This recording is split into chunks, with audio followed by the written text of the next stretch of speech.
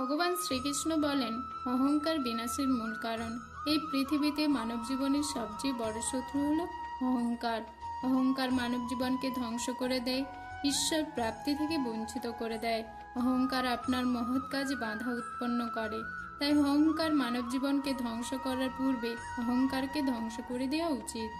যখন অর্জুনের মধ্যে অহংকার আসে, অর্জুন নিজেকে ত্রিলোকের সর্বশ্রেষ্ঠ ধনুর্ধর মনে করতে শুরু করেন।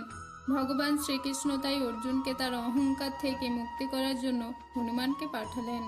হনুমান রামসেতুর ধারে বসে ধ্যান করছিলেন। এমন সময় অর্জুন সেই রামসেতুর পাশ দিয়ে যাচ্ছিলেন। হনুমানকে ধ্যানে দেখে জিজ্ঞাসা করলেন, আপনি কে? হনুমান তখন বললেন, আমি একজন রাম ভক্ত। অর্জুন তখন জিজ্ঞাসা করলেন, রাম একজন সর্বশ্রেষ্ঠ ধনুর্ধারী ছিলেন, তিনি কেন তার বাণ দিয়ে সেতু তৈরি করেননি?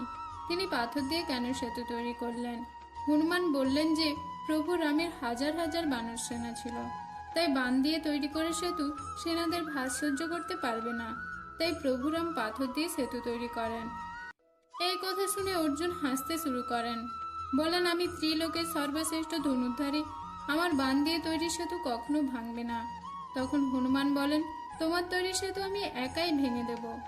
এই কথা শুনে অর্জুন খুব রাগান্বিত হয়ে হনুমানকে বললেন, ঠিক আছে, তুমি যদি তোমার বাণ দিয়ে তৈরি সেতু ভেঙে দাও তাহলে আমি তোমার দাস হব, আর যদি তুমি ভাঙতে না পারো তাহলে তুমি আমার দাস হবে।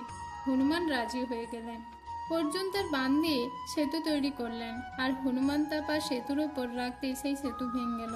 তা দেখে অর্জুনের এতদিনের অহংকার ভেঙে গেল। হনুমান অর্জুনকে বললেন, হে অর্জুন, তুমি তোমার অহংকারের জন্য অনেক বড় পাপ করেছ, আর সেটা হলো প্রভু রামকে অপমান করেছ। অর্জুন বুঝতে পারল তার অহংকারের জন্য কত বড় পাপ করেছে। তাই অর্জুন তার বাণ দিয়ে আগুন জ্বালিয়ে নিজেকে অগ্নিদেবতার কাছে আত্মসমর্পণ করতে যাচ্ছিল। এমন সময় ভগবান শ্রীকৃষ্ণ প্রকট হয়ে অর্জুনকে বাধা দেন। হে অর্জুন, তোমার অহংকারকে বধ করার জন্য আমি হনুমানকে পাঠিয়েছিলাম।